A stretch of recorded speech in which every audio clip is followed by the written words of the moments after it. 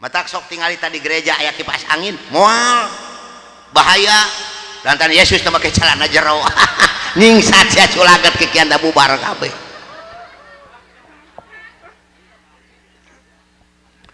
Anu kadua punten, mereka akan mengajukan Islam dengan permainan mereka ke dalam orang Islam.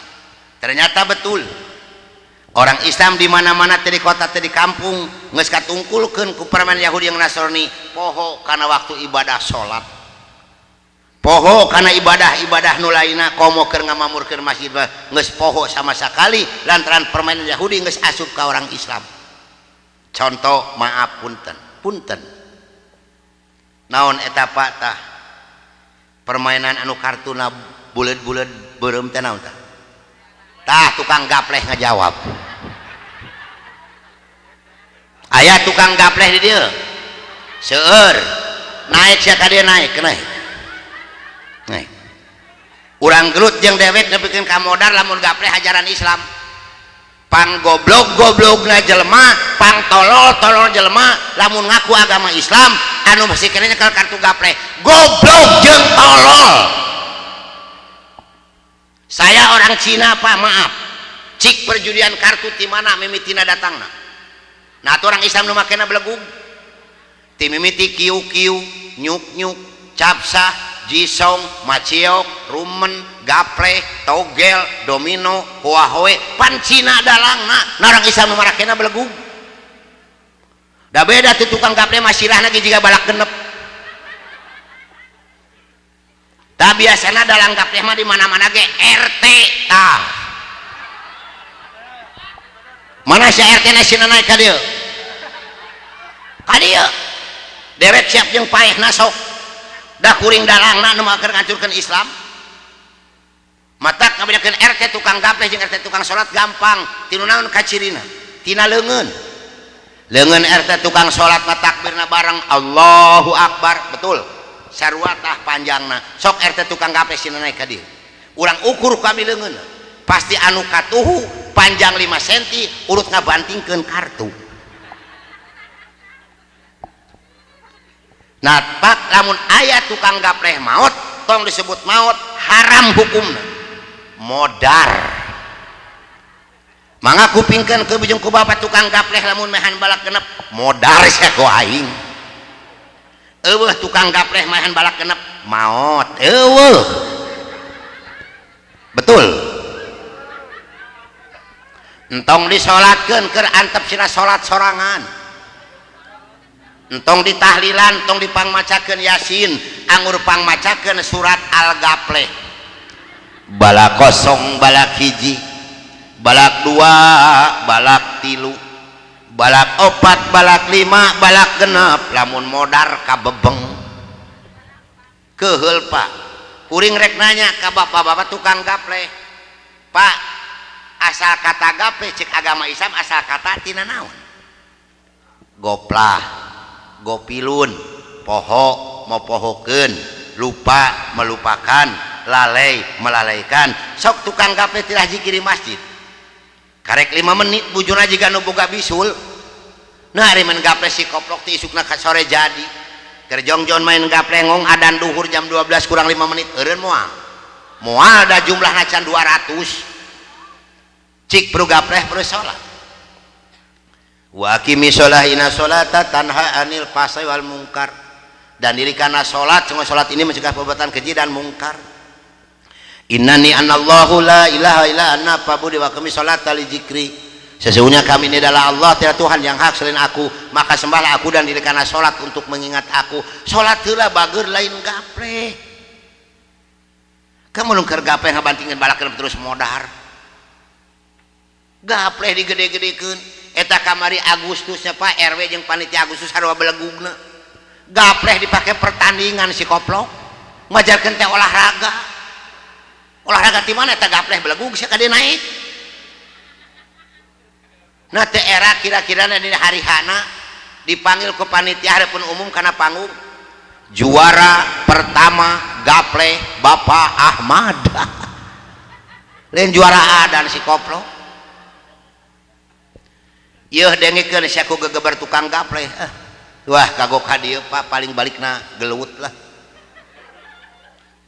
adi mah demi Allah Pak keur ngabela agama mah mangga ameng karompok abdi gaduh pangaosan di Kapolres yang di Panglima dibahas ku abdi sadayana Pak dah hukum kedah terangeun sadayana betul lain KUHP kasih uang habis perkara ayeuna hakim naon aya hartina hakim HAKIM hubungi aku kalau ingin menang matak loba hakim terlibat betul dah bener dah Allah mah teu bodoh atuh keheul itu dengekeun ya ya anu modarna moal ditanya di ku malaikat langsung digebuskeun kana neraka ke orang Nasrani dan orang Nasrani mun modar sok ngagawekeun ka malaikat kadua tukang gapleh katilu tukang nguseup aya koplok tukang nguseup paling sabina juga jair masuk ke naik ka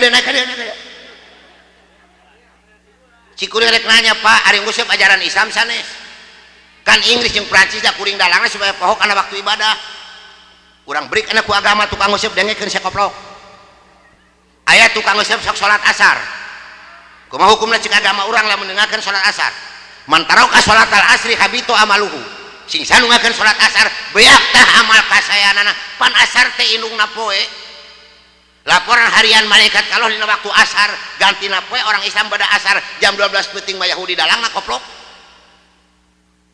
sok kupas Al-Baqarah hafizu ala sholawati wa sholatil wusta cek Allah jaga sakabeh salat anjeun jeung jaga salat ari wusta teh asar sanes apan titah dijaga ku Allah tah bebenyokeun ka jeung Nasrani sina poho kana waktu ibadah cek abdi ge Pak keur abdi sakola Alkitab demi Allah Quran jeung hadis teh dicirian beureum keur ngancurkeun Islam aneh karena ngarusup digede-gedekeun si koplok ngarawing-rawing bibir batur sorangan gede barusuh hahahuhu hayang sia keur nguseup teh modar gejebur kitu tah di daharna teh ku impun sesakeun kanyutna meh pamajikanna teu leungiteun tinggal ngaer keras keur cocooan oe euheul da nguseup aduh tah kaopat tukang mabok dengekeun sia gageber tukang mabok apan peristiwa Tanjung Priuk Pak ditipuna kunaon ku minuman cek abdi mun ibu jeung bapa terang karena peristiwa Tanjung Priuk demi Allah 3 bulan moal bisa sare diberebetna orang Islam dibasmina orang Islam di jero masjid mayitna disingkupan getihna disebrot ku belandir jero masjid moal 3 bulan moal bisa sare demi Allah pan ditipuna ku minuman nah orang Islam mararabok si koplok ayo nu mabok bisa lempang eta di terminal tinggal di dinya tadi Majalengka eta mah naon eta kadipaten beda nyeri huntu masih koplok euheul aing mah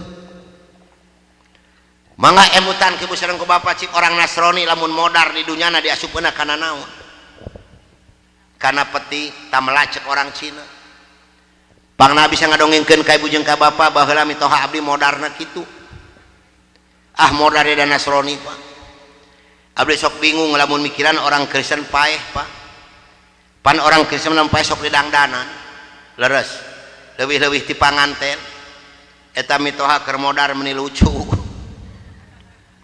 make jas make dasi kacamata sarung tangan demi Allah di sapatuan adi bingung Pak ieu teh modar atau mereka ondangan beres teh Pak didangdanan diasupkeun kana peti ieu peti dijana tina kayu jati kanana 3 senti jerona dilapis make seng terus kain saten make kembang jeung kamper sup eta nu modar asup kana peti langsung ditutupan ku tutup petina moal Pak luhurna demi Allah sok tinggal tamun dinya pae dipatri make seng da sieun kabur geus dipati make seng kakarek ditutupan ku tutup petina tah keur magehan tutup peti kana peti di luhurna aya salib 5 biji eta salib teh drat baud magehanna ge make kunci ukuran 14 jiga magehan pelak ban motor rokotok geus pageuh teh si koplok lain dikubur ngadon di nyanyian uyuhan teh joget nya baheula abdi kitu Pak cek abdi kieu sidang jemaat gereja yang mulia, mari kita berdoa kepada Allah Bapa di surga. Tapi sebelum kita berdoa, mari kita membawakan dulu sebuah lagu yang merdu untuk Allah Bapa di surga. Eta Tuhan hayang dikirim lagu si koplok. Dipimpin aku abdi nyanyi cek abdi. Yesus itulah satu-satunya penolongku yang sungguh. Dia berjanji akan kembali, akan kita semua. Oh, haleluya. Puji Tuhan, upahmu besar di surga. Tadi panasaran pak ditoong pak bimitoha. Ya Allah, keur kieu we sorangan.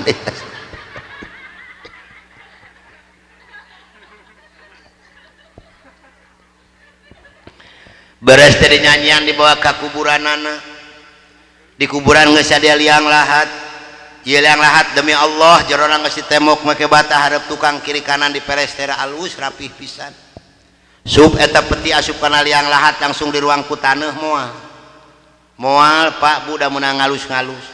Demi Allah luhurna di amparan papan, make sluk beton 12 mili, dicor make semen jeung pasir. Cik dikubur disimpen, dikubur disimpen. Pamikirankeun kumaha malaikat rek asupna. Cek malaikat teh koplok sanu modar di beton. Makaning di sorga palu jeung pahat. Paksa malaikat keluar heula dengan pemborong. Begitu kabongkar betonan sel malaikat, ya Allah ieu nu modar masih keneh mawa parahu. Diulak ilik dibuka hesepan malaikat benu, ieu nu modar geus ngagawekeun tadi di beton. Euna parahuna pageh teu katulungan, makaning di sorga eueuh kunci 14. Ngan kabeneran we kamarina aya nu maot pagawe bengkel motor, sugan we mawa kunci 14. Begitu kabuka sareng malaikat, ya Allah masih keneh make seng, daripada cilaka jeung raheut mending gebruskeun kana neraka. Tuh cek keterangan dina Quran yang al hadis nu jadi suluh api neraka naon? Kan manusia jeung batu leres. Kahiji orang Nasrani, kadua orang Islam anu ninggalkeun salat 5 waktu. Inna baina rajuli wa baina syirki wal kufri tarkus shalah. Sesungguhnya batas antara seseorang dengan kemusyrikan dan kekafiran ninggalkeun al ahdul ladzi baina wa bainahumus shalah. Paman parok naon anu hartosna kieu lah. Antara perjanjian antara kami dengan mereka orang-orang kafir adalah maka barang siapa meninggalkan sholat berarti orang kadek sing waspada sanajan urang lahir tina rahim Islam pakai adan dan ikamah mampu pakai akekah tara sholat mah tetep kafir ngaranna. Betul, kadek sing waspada lebarnya. Jadi kahiji orang Nasrani, kedua tukang mab, katilu tukang us.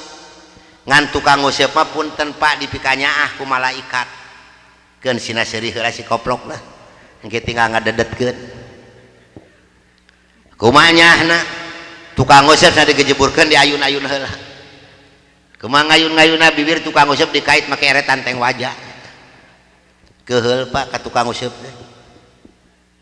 Bae da ieu mah hukum. Urang berik aya tukang nguseup ku pikih. Pak nguseup di balong aya rentenan teu aya. Pang gede-gedena renten di balong koplok. Aya unsur judi. Pang gede-gedena judi di balong. Cik adek naros ka ibu-ibu. Lamun ibu ngagaleuh emas ka pasar sabaraha kilo Bu? 20.000. Ai bapak nguseup di balong sabaraha kilo? 25 sampai 30 tu taroskeun bisa lawe ceuk tangga jorowok. Tukang nguseup ta beda ta. Apa eta renten? Cicing di balong lobana 15 jelema rata menangna 1 kilo ewang moal. Aya nu menang aya nu di mana urang mayar make duit sarua jumlahna, aya nu dirugikeun seseorang dina lingkungan eta naon ngaranna? Judi belegu. Mah nyetap kana pikih kenaon jadi Islam. Tadi dia puah Islam anu teu ngasaan diteungeulan heula teh. Keheul Pak. Matak punten pangaminankeun. Tukang gapleh jeung tukang ngosep isuk pageto teu eureun sing modar. Amin. Amin tah paeh isukan tah. Lurah isuk ngubur 30 tah. 15 tukang gapleh 15 tukang useup ngeunah tukang gali borongan terus tah lupa tah nu terakhir tukang mabok ya hiji hikayat Pak Bu tukang mabok modar loba ting minum anggur merah sabotobir be aku sorangan lek kakeum jajantungna kabakar paru-paruna modar saharita dikurupkeun ku keluargana rengse dikurupkeun di talkinan rengse di talkinan dikantunkeun ti makam 7 lengkah ku keluargana sumping malaikat nakonan saur malaikat man robuka kumaha jawab tukang mabok ha sok taros ke bujung ku bapak tukang mabok lamun ngaliwat ka mana euy pas malaikat terus kadua kali masih kena ngajawab ha kakarek tukang mabok teh mikir oh pangiten teh malaikat teh harus kakuring kunaon pangna kuring maut inget kana anggur merah nu diinum ku manehna pas malaikat harus katilu kali celengkeung teh ngajawabna make lagu Maggie Jet lagu anggur merah tadi punten ka ibu ka bapak punten abdi bangga ka ibu bapana Maggie Jet di Indonesia ieu anu pertama anti keluarga berencana ibu bapana Maggie Jet putrana 20 lalaki sadayana anu bungsu janten penyanyi Maggie Jet pang ageungna batur abdi Maggie A, Maggie B, Maggie C, Maggie D, F, G, H, I, Jet terakhir hari Jet ka sabaraha atuh pan ka 26 teuing Maggie ka sabaraha kuring teh nyaho pas malaikat naros katilu kaliman robuka celengkeung teh ngajawabna anggur merah yang memabukkan atuh malaikat benu ditonyok itu kang mabok bledag pas kana irungna war getihna awor-aworan dasar si koplok tukang mabok masih kena bisa ngajawab belum seberapa engeulan iku malaikat bledag geus riput teu bisa nangtung acan ngajawab kene tambah lagi acek malaikat dasar si deeng mah tukang mabok di dunyana ngan ukur nginum jeung nginum anggur merah tara pernah salat tara pernah puasa ka masjid ge tara necak-necak acan ditewak itu kang mabok ku malaikat dipereut jiga anuk menang nyeuseuk masih kena bisa ngomong teganya geus gebruskeun kana neraka tuman lah nya matak sing yakin kana agama urang inna dina indallahil abi lebet agama Islam ngan sorangan anak pamajikan eueuh nu milu kabeh balik ka Belanda milu ka mantan mertua abdi tapi alhamdulillah nikmatna cicing di Islam anu dipaparikeun ku Allah ka abdi kabagjaan ku Allah paparikeun ka abdi salami 22 tahun ieu alhamdulillah kahiji punten sanes abdi bade ngaguran ka para ulama para ustad sanes mung ieu mah ngasihan naon motivasi abdi tos 22 tahun jalan ieu kahiji teh can gugur tina wudu masih keneh ngadawamkeun wudu sanes abdi hoyong miceun ditahan hoyong peusi tahan teu Pak demi Allah eta tos sunatullah mangga tos eta nyanak di wudu bising kabujeng maut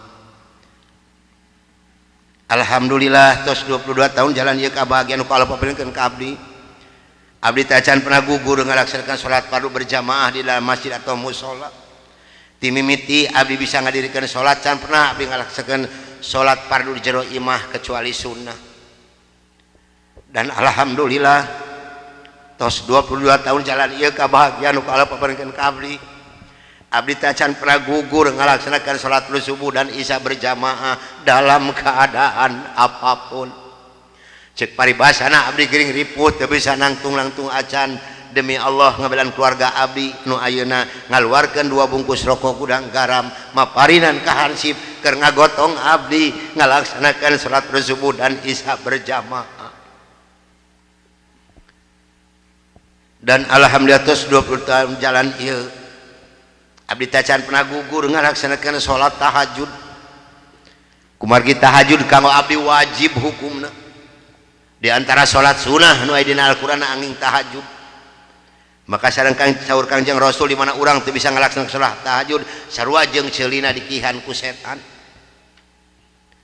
dan alhamdulillah tos 22 tahun jalan ieu kabagian ku Allah panukeun ka abdi teh can pernah gugur ngalaksanakeun salat sunat duha sareng sholawat ka Kangjeng Rasul maka alhamdulillah dalam usia yang 66 tahun lebih ieu abdi teh can pernah dipapareun panyawat ku Allah sanes abdi hoyong pabuh teu kumargi piwajang pun guru almarhum pangersang Nuh gitu di mana-mana yang panjang umur selamat dunia akhirat malibada penyakit kalau kahiji ulah gugur tina wudu kudu ngadawamkeun wudu kadua tahajud kumaneh ulah eureun nu katilu sholawat jalankeun alhamdulillah tug dugikeun ka ayeuna ari peparinan hidayah ku Allah Subhanahu wa taala dan alhamdulillah upami ibu sareng bapak percanten kana iman abdi tos 15 tahun 22 sasi ieu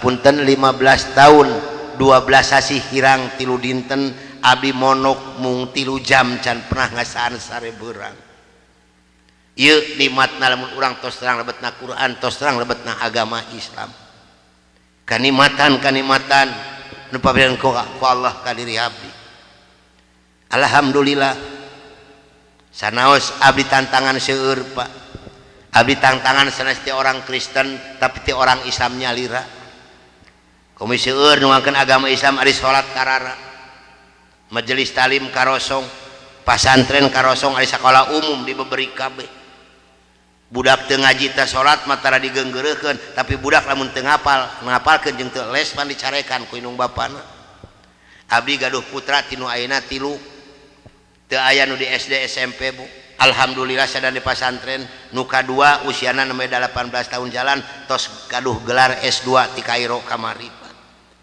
sadayana di pasantren madrasah teu aya nu di SD SMP da paeh mah mau ditanya matematik geuning dokter Anas insinyur ngalanggur nah anak abdi geus cicing di Depag betul entong hariwang Pak entong ningali sekolah umumna Pak da Yahudi anu geus asup pada sekolah umum loba beasiswa di mana eta beasiswa jalanna leres matak saur Kang Haji Sahid macam Kang Haji Alawi ti Limbangan anak anjeun di dieu sabaraha tahun 6 tahun sarabi anak ka manakeun saur Kang Sofian Jaya kelecana ka mana ka Al Azhar ka Kairo alhamdulillah kamari kengeng gelar S2 ieu nikmatna cicing di Islam sok urang kembali kepada agama Islam amin mata punten ka bapak sareng ka ibu dina pangaosan ieu abdi ngajak ka warga di dieu mangga kahiji urang makmurkeun masjid salat berjamaah inama ya'muru masajidallahi man amana billahi wal yaumil. Kenapa saya mengajak untuk memurkan masjid? Dulu waktu saya di Boston, guru besar saya mengatakan begini, kita ini orang Nasoro sebetulnya sudah diambang pintu kehancuran dan kekalahan oleh orang Islam. Kalau orang Islam ini tahu persis kepada senjata yang mereka punya, karena Islam mempunyai senjata yang dahsyat. Senjata yang dahsyat orang Islam bisa mengalahkan atom, nuklir, bom dan sebagainya. Senjata apapun yang dibuat oleh tangan manusia yang ada di muka bumi ini akan kalah dengan senjatanya orang Islam. Apa senjata orang Islam yang dahsyat ini? Adalah doa. Mengaku pas Quran yang hadis. Islam teboga bedil, Islam teboga bom, Islam teboga nuklir, Islam teboga pesawat tempur, tapi Islam punya doa. Nah, doanya orang Islam yang dijabah oleh Tuhannya yang pertama, di mana orang Islam melaksanakan sholat 5 waktu berjamaah di dalam masjid, terutama sholat pada subuh dan isya berjamaah. Upami di Islam anu mayoritas beragama Islam terang karena eta dalil sholat subuh jeung isya berjamaah demi Allah di muka bumi ieu moal Yahudi jeung Nasrani amin. Kahiji berjamaah, kadua pasantren eusian jeung madrasah, katilu tina baca Quran di tiap bumi nanti maghrib duka isya, nu kaopat majelis taklim seueuran demi Allah moal Yahudi jeung Nasrani di muka bumi ieu amin. Kapungkur keur abdi sakola kitab sieuna ewati ku 4 perkara sok mamurkeun masjid amin. Ieu atos 2 jam kirang teraskeun betah keneh moal nunutan kiat salikna daek nambahan mayarna hahaha. Hayong terang riwayat abdi lebet agama Islam dibahas ke urang ngaleueut heula.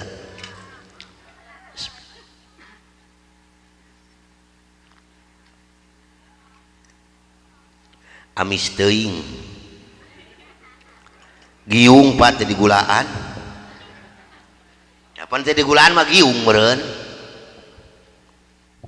matak rugi jadi ajengan mun ngaji teh nginum teh cinteh cibodas can pernah nu mere cisusu kenaon ibu-ibu loba di sakecak ewang kecerot dijeul pinung teh cayan cik urang kanyot ka dieu lah si ibu eueuh cayan cenah Pak dikanyot mung. Pada tahun 1988 saya ditugaskan oleh Yayasan Gereja untuk mengajukan Islam di Jakarta di Kampung Prapanca yang di depannya ada makam Ade Irma Suryani Nasution. Dulu yang mengambil gelar doktor teologi yang diwisuda di Boston Amerika ini dari Indonesia ini hanya 3 orang. Yang pertama adalah saya, yang kedua Dr. Cornelis yang menembak kaki dan dada saya, yang ketiga Dr. Johan yang memukuli saya pakai besi panas dan kursi rotan sehingga tulang punggung saya 13 yang patah untuk mengenal Islam. Kebetulan di Indonesia ini saya ditunjuk sebagai ketua misionaris internasional dalam dan luar negeri. Saya memegang wilayah Jawa Barat. Yang pertama di Sukabumi di Cikembar di belakang 310. Yang kedua di Majalengka di Pasir Malati. Dulu waktu bupatinya si Jaelani. Dulu saya membuat sekolah Alkitab yang terbesar itu di Talaga, tapi ditolak ke masyarakat. Di palingan besi-besina, sehingga si Jaelani ini bupati ini dipanggil oleh besan saya si Murdani. Saya harus memberikan uang 115 juta. Diberikanlah oleh saya ke Jaelani, maka diberikan izin yaitu di Pasir Malati. Uninga Bapak Pasir Malati nu kahandap. Nah, itu rumah sakit laras Pak. Yang ke bawah itu kebanyakan datangnya dari NTT. Si Apin betul Pak. Betul si Apin. Datangnya kebanyakan dari itu, sayalah Pak yang membuatnya.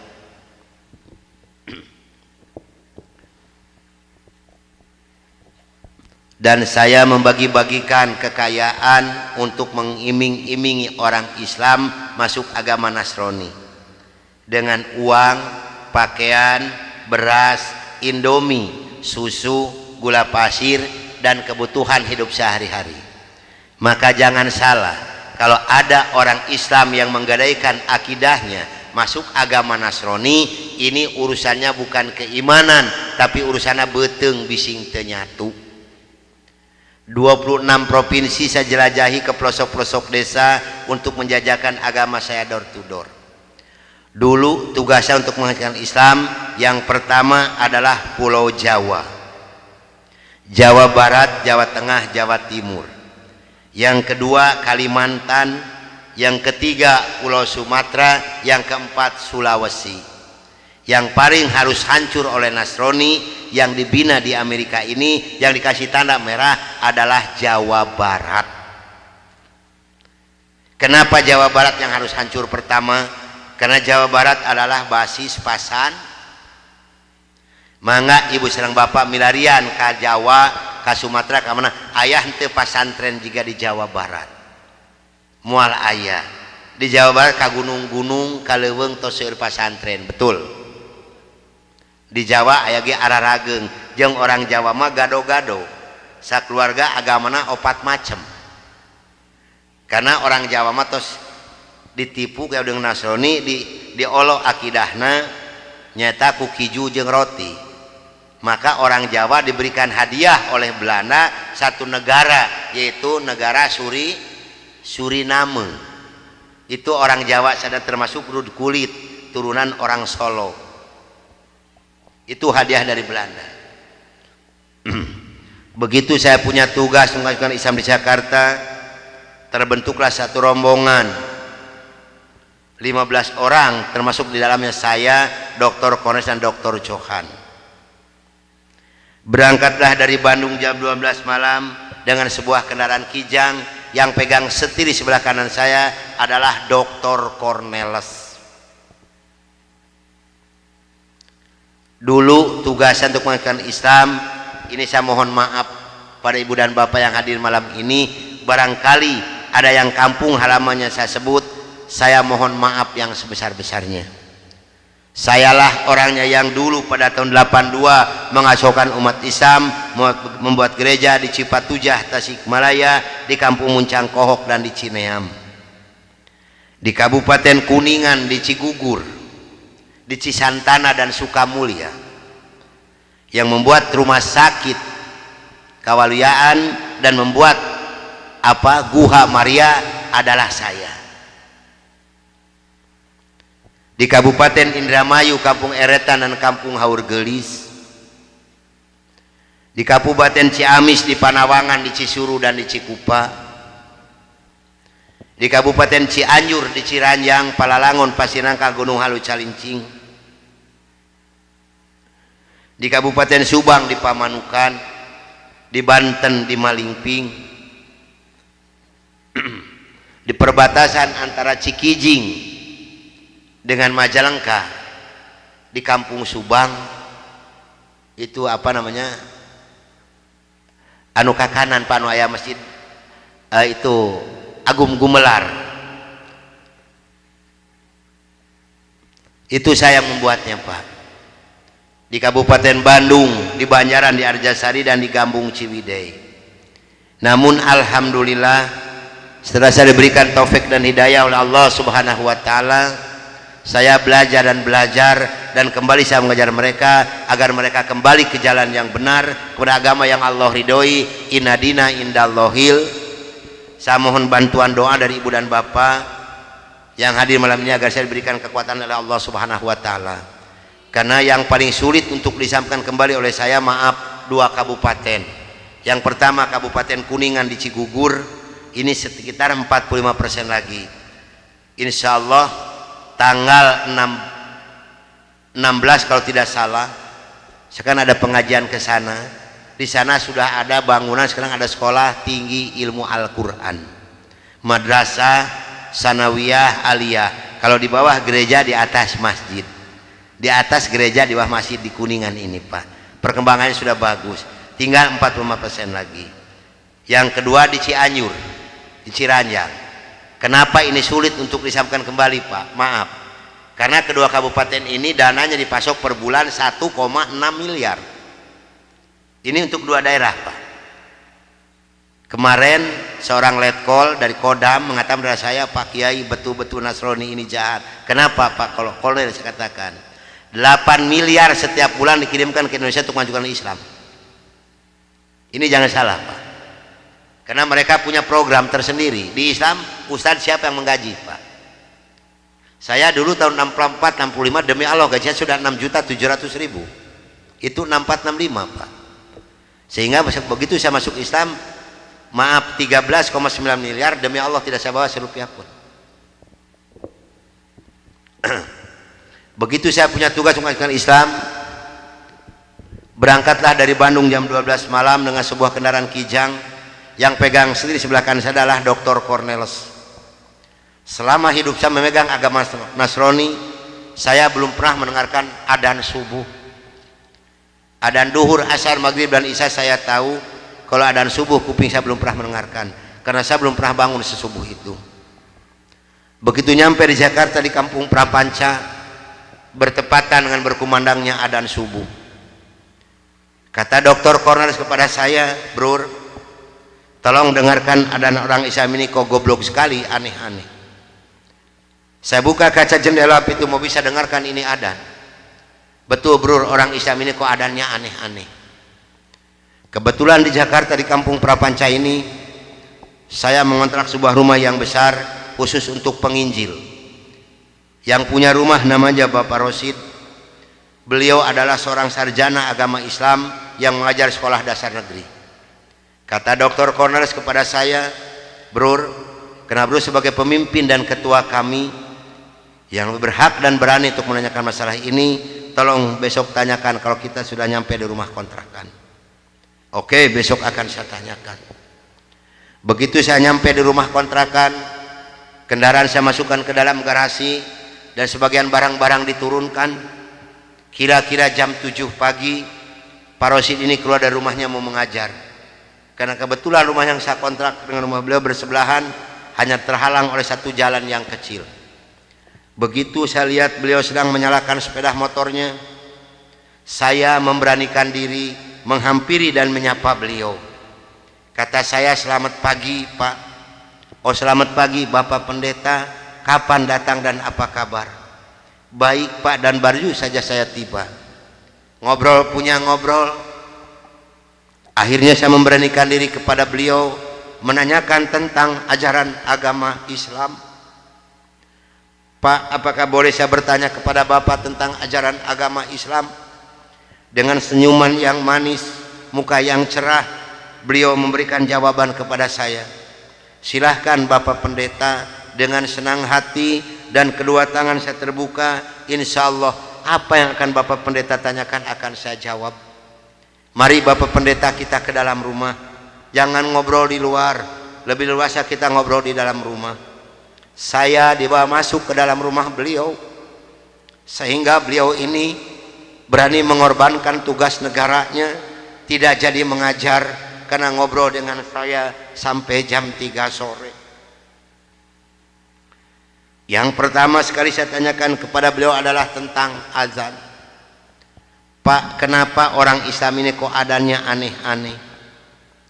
"Aneh-aneh bagaimana Bapak Pendeta?" "Tadi begitu saya masuk sini, terdengarlah suara adzan yang asing di kuping saya, ada kata-kata aso. Aso apalah saya tidak tahu, Pak." "Oh, betul Bapak Pendeta, itu adzan subuh pakai as-sholatu khairum minan naum."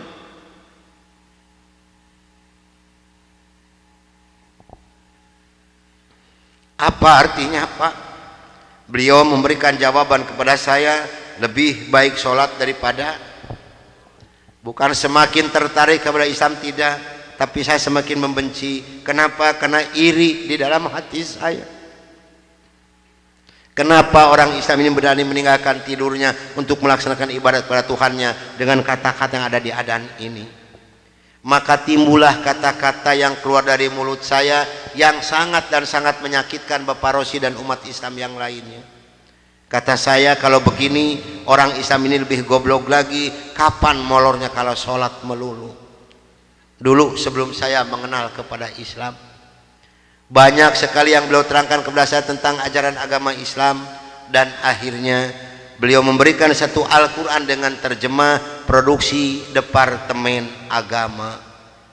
Kata beliau kepada saya, "Ini untuk Bapak Pendeta kalau memerlukan, tapi kalau tidak tolong kembalikan kepada saya." Saya terima ini Al-Quranul Karim. Kira-kira jam 3 lebih saya keluar dari rumah beliau, masuk rumah kontrakan saya. Begitu saya nyampe di rumah kontrakan, saya langsung ditegur oleh rekan-rekan saya, termasuk oleh Dr. Cornelis dan Dr. Johan. "Dari mana Brur, kok dari pagi sampai sore begini baru pulang? Sedangkan jam 4 sore ini Brur harus memimpin kami untuk membawa umat Islam yang ada di kampung Prapanca ini." Maka saya katakan kepada rekan saya bahwa saya sudah menanyakan tentang azan dan saya diberikan satu Al-Quran ini. Ini ditertawakan semua oleh rekan saya. Seharusnya sore itu saya memimpin penginjilan, entah kenapa saya ini malas sama sekali untuk melaksanakan tugas. Mungkin ini sudah jalan dari Allah Subhanahu wa Ta'ala. Maka saya punya tugas, saya serahkan kepada Dr. Cornelis dan Dr. Johan. "Brur, tolong pimpin misi kita ini, tolong pimpin penginjilan kita ini, bawa umat Islam sebanyak-banyak yang ada di kampung Prapanca ini, dan ini dananya 16 juta, tolong bagikan kepada mereka. Pakaian, beras, indomie, susu, gula pasir, dan kebutuhan hidup sehari-hari yang sudah tersedia di dalam kendaraan. Silahkan Bro bagikan, harus tepat pada sasaran." Berangkatlah rekan saya 14 ini menjajakan agama door to door dengan bermodalkan uang 16 juta, pakaian dan kebutuhan hidup sehari-hari. Saya hanya di rumah sendiri sambil melihat-lihat luarnya Al-Quran, karena saya belum hafal huruf Arab, yang saya baca hanya terjemahnya saja. Begitu saya akan membuka Al-Quran, terlebih dahulu saya berdoa dulu pada Tuhan saya yang saya yakini dulu. "Bapa di dalam surga, dalam nama Tuhan Yesus Kristus, saya datang di bawah kakimu Tuhan.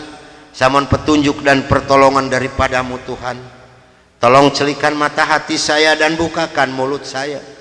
Tolong celikan mata penglihatan saya dan bukakan alat pendengaran saya. Saya akan membaca kitabnya orang-orang kafir. Tapi semakin saya berdoa pada Tuhan saya,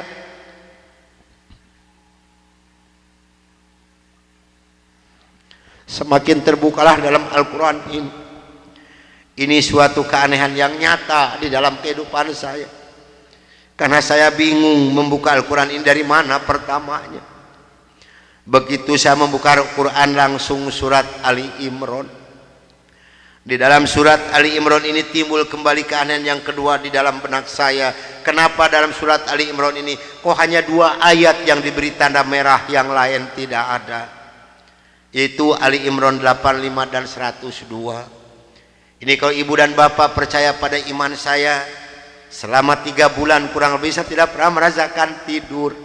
Hanya membolak-balik membaca arti daripada 2 ayat ini saja. Disitulah taufik dan hidayah masuk pada diri saya. Bergemetarlah seluruh tubuh saya ini, bergejolaklah di dalam dada saya ini. Bahkan dalam hati kecil saya mengatakan, hanya Islamlah yang benar, hanya Islam yang dapat menyelamatkan umat manusia. Maka saya harus berani mengatakan kepada rekan saya, apapun yang akan terjadi, saya siap untuk menerima risikonya. Atas bimbingan dan pelajaran dari Bapak Rosid, atas petunjuk dan petuah dari Bapak Rosid, saya memberanikan diri menghampiri rekan saya 14 yang sedang mengadakan kebaktian doa. Saya katakan kepada rekan saya bahwa mulai hari ini, jam ini, menit ini, saya akan mengundurkan diri dari penginjilan. Saya akan menyerahkan sebagai ketua misionaris pada Anda semua, karena saya hari ini akan mencari agama yang baru, itu agama Islam. Karena hanya Islam yang benar, hanya Islam yang dapat menyelamatkan umat manusia. Agama yang kita pegang sama-sama tidak bisa menyelamatkan kita semua. Namun apa daya yang saya terima dari mereka, maaf, saya bukan mau dikasihan oleh ibu dan bapak, tidak. Yang mengasihani saya adalah Allah Subhanahu wa Ta'ala. Saya bukan seorang tentara, saya bukan seorang polisi, tapi merasakan panasnya peluru di kaki kiri saya dan di dada sebelah kanan saya ini. Besi yang lebarnya 6 cm yang dibakar merah membara, yang dipukulkan ke pipi saya tahan dengan tangan kiri saya. Demi Allah, besi panas nempelah di tangan kiri saya. Lalu saya ditengkurapkan, kepala saya diinjak oleh 3 orang. Tangan saya, kaki saya kiri kanan dipegang dan diikat oleh mereka. Lalu punggung saya dipukuli oleh Dr. Johan pakai kursi rotan. 13 tulang punggungnya patah untuk mengenal Islam. Kalau menurut logika manusia, saya ini harus sudah meninggal dunia. Tapi Allah Maha di atas Maha, Allah mempunyai rencana lain untuk saya. Atas izin dan karunia Allah yang diberikan kepada saya bisa lolos dari pembunuhan rekan-rekan saya.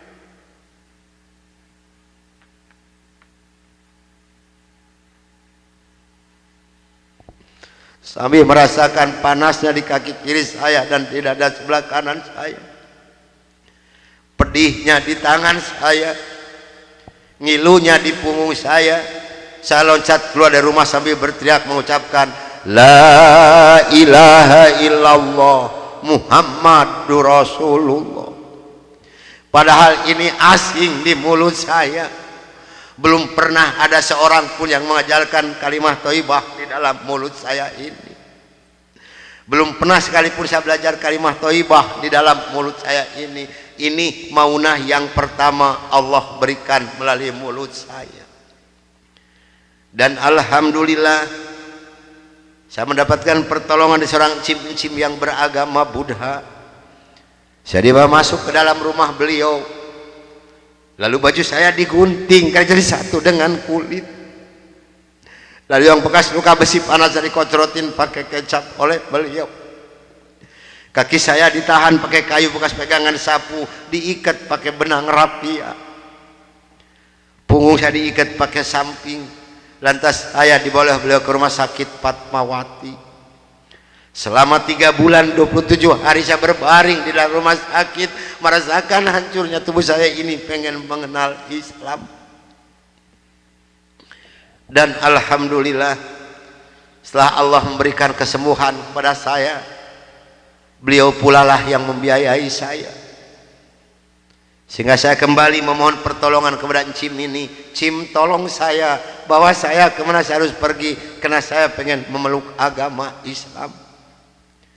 Dan alhamdulillah saya dibawa oleh beliau ke Cipete, ke Bapak Kiai Haji Dr.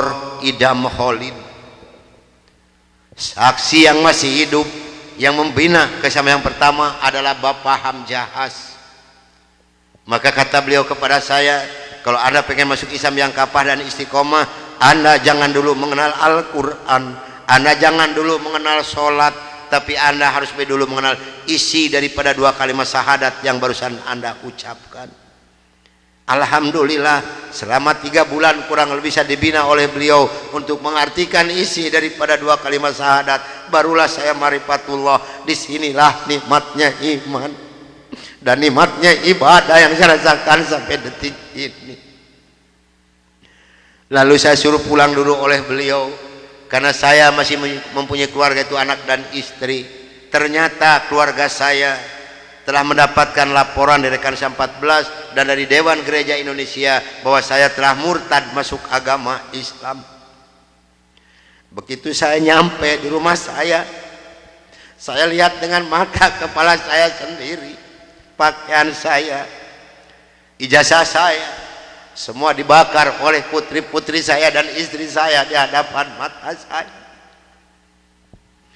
Dan alhamdulillah saya diselamatkan dari maut yang kedua oleh Allah Subhanahu wa ta'ala. Begitu putri-putri saya menyiramkan minyak kelapa panas ke muka saya masih diselamatkan oleh Allah. Minyak kelapanya tumpah di punggung saya.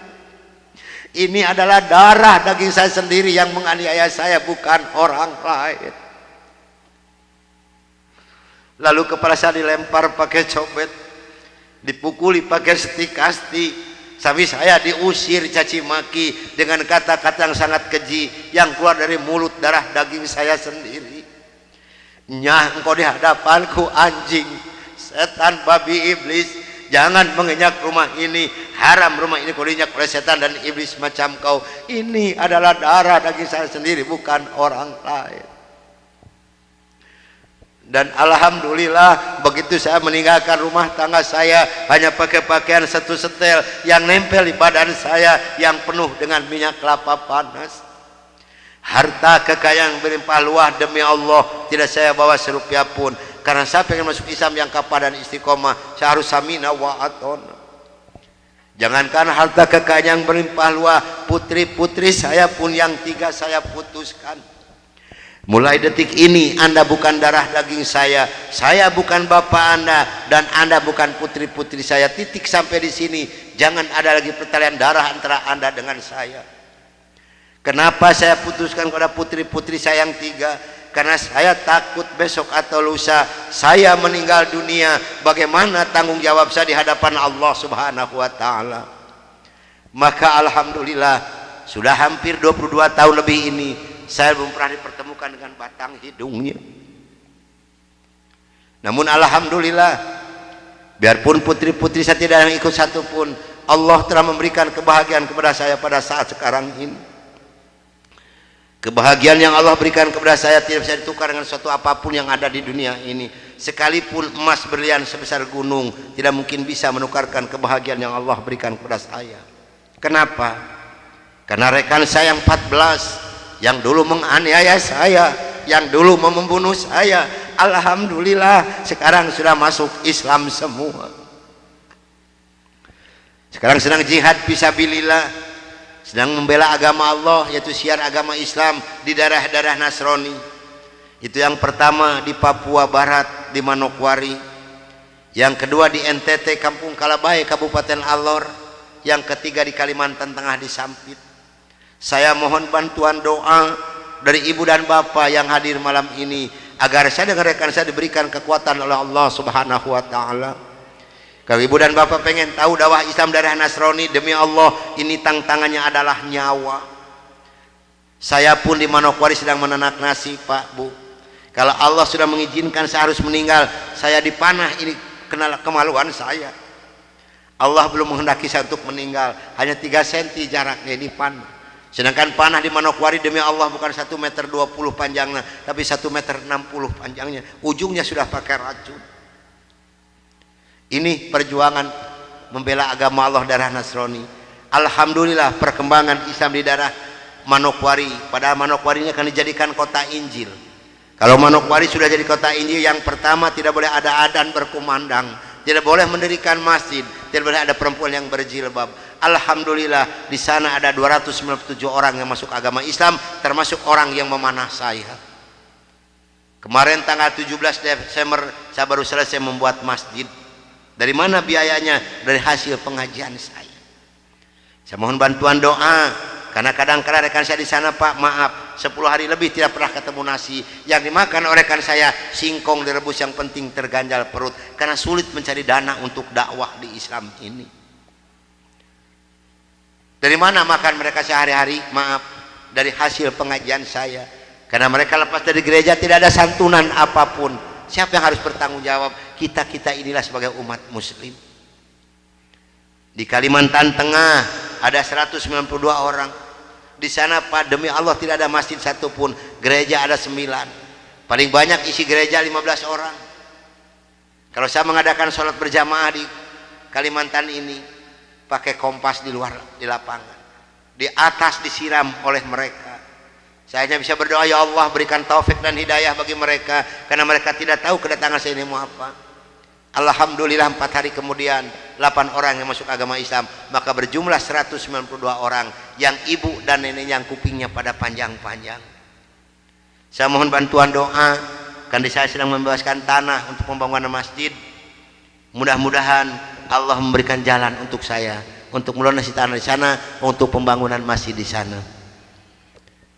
Nah, hadirin ikhwatul iman rahimakumullah yang hadir malam ini, barangkali, tapi sebenarnya saya mohon maaf yang sebesar-besarnya, barangkali ibu dan bapak mau ikut berjuang membela agama Allah, menyisihkan sedikit rezeki untuk pembebasan tanah di Kalimantan ini, insya Allah hubungi saya. Tapi yang penting adalah doa, karena doa lebih dulu nyampe di hadapan Allah subhanahu wa ta'ala. Nah, hadirin ikhwatul iman rahimakumullah, itulah mungkin tausiah saya yang saya bisa sampaikan malam ini. Mudah-mudahan ada manfaat guna untuk ibu dan bapak. Dan mudah-mudahan yang hadir malam ini kelak di yaumul qiyamah mendapatkan syafaatul ujma dari Kangjeng Nabi besar Muhammad Rasulullah sallallahu alaihi wasallam. Dan mudah-mudahan kita dipertemukan Allah bukan hanya sampai di sini saja, tapi sampai yaumul jaza kita dipertemukan kembali oleh Allah subhanahu wa ta'ala. Akhirul kalam, wabillahi taufiq wal hidayah. Wassalamualaikum warahmatullahi wabarakatuh.